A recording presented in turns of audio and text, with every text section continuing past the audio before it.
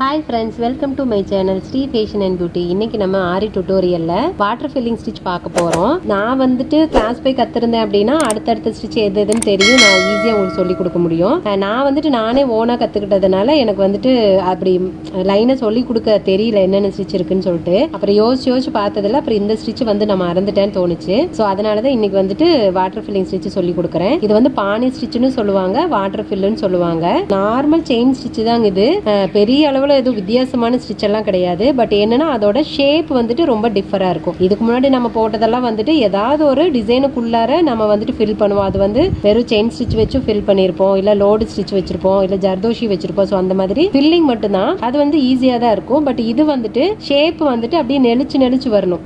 அந்த எப்படி சொல்றதுன்னா ரொம்ப நெளிஞ்சு எஸ் எல்லாம் போடுவோம் இல்லைங்களா? ஸோ அந்த மாதிரி நெளிஞ்சு வரணும். நீங்க பார்த்திருப்பீங்க இதுக்கு முன்னாடி. ஸோ அந்த ஸ்டிச் தான் இன்னைக்கு வந்து நம்ம போட போறோம். ஸோ அதனால ஸ்டார்டிங்ல வந்துட்டு அந்த மாதிரி அந்த வளைவுல வந்து போடுறது கொஞ்சம் கஷ்டமா இருக்கு. ஏன்னா குட்டி குட்டியா செயின் போட்டாதான் அந்த ஸ்டிச் வந்து நல்லா ஈஸியா வரும். பாக்குறதுக்கும் அந்த ஸ்டிச் ரொம்ப அழகாவும் தெரியும். எல்லா ஸ்டிச்சும் பர்ஃபெக்டா கத்துக்கிட்டு அதுக்கப்புறமா கடைசி இதை வந்து ட்ரை பண்ணுங்க.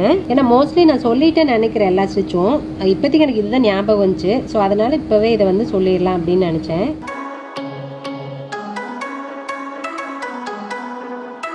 இது போடுறதுக்கு நம்ம வந்துட்டு எப்பவுமே ஆரி நீடில் தான் போடுவோம்.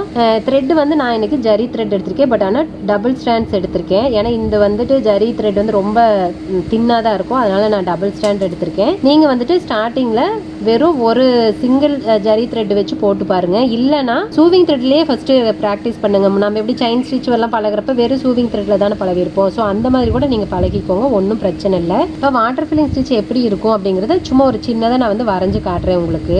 கொஞ்சம் பெரிய சைஸ்ல தான் வரைகிறேன். ஏன்னா அப்பதான் உங்களுக்கு புரியும். எடுத்தோன்னே ரொம்ப குட்டியா வரைஞ்சேன்னா உங்களுக்கு கண்டிப்பா புரியாது. வாட்டர் ஃபில்லிங் அப்படிங்கிறது ஒன்றும் இல்லைங்க. நம்ம வந்து தமிழ்ல இப்படி ஐ போடுவோம் இல்லைங்களா?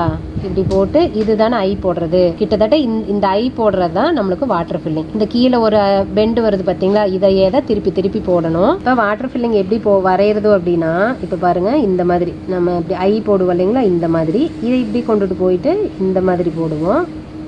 அப்புறம் இப்படி, அப்புறம் இப்படி. ஸோ இந்த மாதிரி நமக்கு எப்படி வேணுமோ அந்த மாதிரி போட்டுக்கலாம். இப்படி தான் வருங்க வாட்டர் ஃபில்லிங். நான் வந்துட்டு இப்போ இதோட முடிச்சிடுறேன். கொஞ்சம் கஷ்டம்தான். என்னன்னா இந்த இப்படி வளைவில் பார்த்தீங்களா பெண்டாக வருது இல்லைங்களா? அந்த இடத்துல கொஞ்சம் கஷ்டமாக இருக்கும், அவ்வளோதான். ஏன்னா இவங்க ரொம்ப கஷ்டங்கிறாங்களே அப்படின்னு நினச்சிக்காதீங்க. நான் உண்மையை தான் சொல்கிறேன். நான் ரொம்ப ஈஸியாக இருக்குதுன்னு பொய் எப்படி சொல்ல முடியும்? ஏன்னா எனக்கு கஷ்டமாக தான் இருந்துச்சு. அதனால தான் நான் உங்களுக்கு அப்படி சொல்கிறேன். பட் ஆனால் கற்றுக்குங்க, ஈஸி தான், ஒன்றும் பிரச்சனை இல்லை. இப்போ நீடில் வந்துட்டு நான் பெரிய நீடில் தான் எடுத்திருக்கேன். அதாவது ஆரி நீடில் த்ரெட் டபுள் த்ரெட் போடுற நீடில் இருக்கு இல்லைங்களா? அதுதான் எடுத்திருக்கேன். ஸோ இதுதான் நல்லா கம்ஃபர்டபுளாக இருக்கும். ஆனால் என்னன்னா இது ரொம்ப நார்மல் செயின் ஸ்டிச் தாங்க. ஸ்டார்ட் பண்ணிட்டேன். என்னன்னா ரொம்ப இப்படி லென்த்தாக செயின் போடக்கூடாது. போட்டால் அந்த பெண்டெல்லாம் அழகா தெரியாது. ரொம்ப குட்டியே போடணும். பாருங்க இந்த அளவுக்கு தான் போடணும். என்னன்னா ஃபர்ஸ்ட்ல நம்ம வரைஞ்சு பண்றப்ப ஈஸியா தான் இருக்கும். இப்போ வந்து நம்ம வரைஞ்சிருக்கோம், அதுக்கு மேலே அப்படியே போட்டு வரதான் ஒரு பிரச்சனை இருக்காது. பட் வரையாம பண்றோம் அப்படின்னா அது குட்டியாக நம்ம வந்துட்டு போடுறோம் அப்படின்னா கொஞ்சம் சிரமமாக தான் தெரியும்.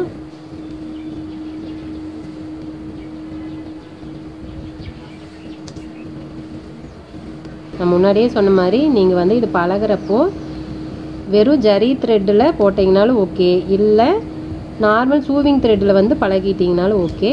அப்புறம் கூட நீங்கள் டபுள் த்ரெட் வச்சு பழகிக்கலாம்.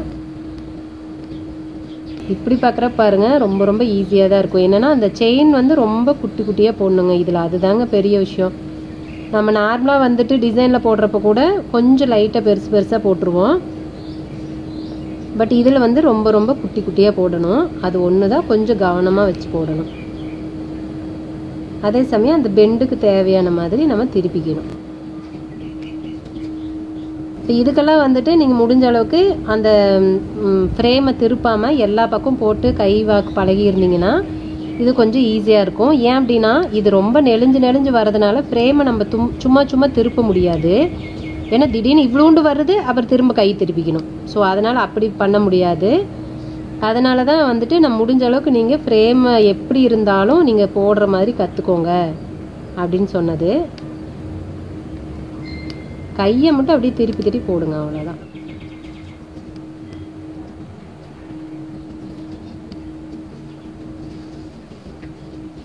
பாருங்க இந்த இடத்துல கேப் இருக்கிறதுனால நம்ம நம்மளாவே போட்டுக்கலாம்.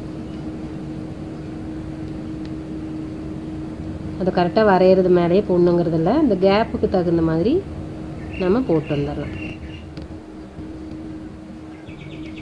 பாருங்கள் அந்த ஷேப்புக்கு தகுந்த மாதிரி நான் கையை மட்டும்தான் திருப்பிக்கிறேன், ரொட்டேட் பண்ணிக்கிறேன். நமக்கு எப்படி திருப்பினா கை வாக்கு வருதோ அந்த மாதிரி நம்ம நீடில் வந்து திருப்பி திருப்பி போட்டுக்கணும்.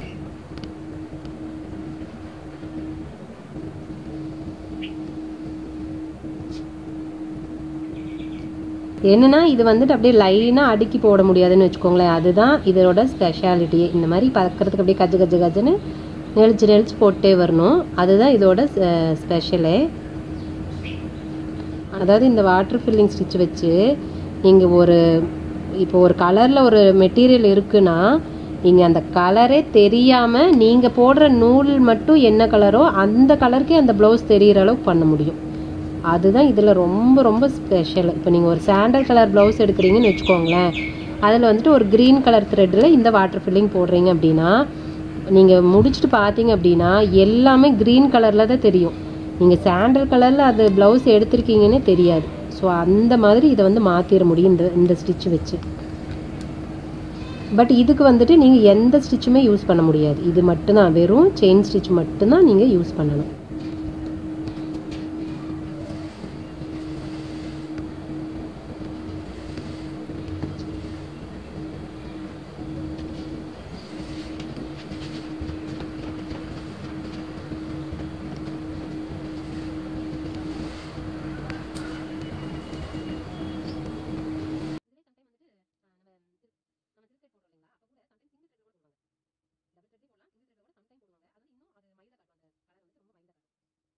இப்போ இதோட தான் நான் வரைஞ்சிருக்கேன். ஸோ இதோட நான் முடிச்சுக்கிறேன். பாருங்கள், அவ்வளோதாங்க. இதுதான் வாட்டர் ஃபில்லிங் ஸ்டிச்சு. கொஞ்சம் அப்படியே நெளிச்சு நெளிச்சு போடணும், அவ்வளோதான். இதுக்குள்ள ஷேப்பெல்லாம் கரெக்டாக இல்லை, அப்படியே எக்ஸாக்டாக. அது இன்னொன்று அந்த வளைவு அப்படியே எக்ஸாக்டாக வளைச்சு வரணுமா அப்படின்னா அப்படியெல்லாம் ஒன்றும் தேவையில்லைங்க. நமக்கு எந்த அளவுக்கு அது பெண்டு கொண்டு வர முடியுமோ அந்த மாதிரி கொண்டு வந்துக்கலாம். என்னன்னா இந்த ஸ்டிச்சு வந்து நல்லா குட்டி குட்டியாக போடணும். அதுதான் இதில் இருக்கிற முக்கியமான விஷயமே. இப்போ பாருங்கள், இந்த இடத்துல நான் சும்மா வரையாமல் அப்படியே போடுறேன்.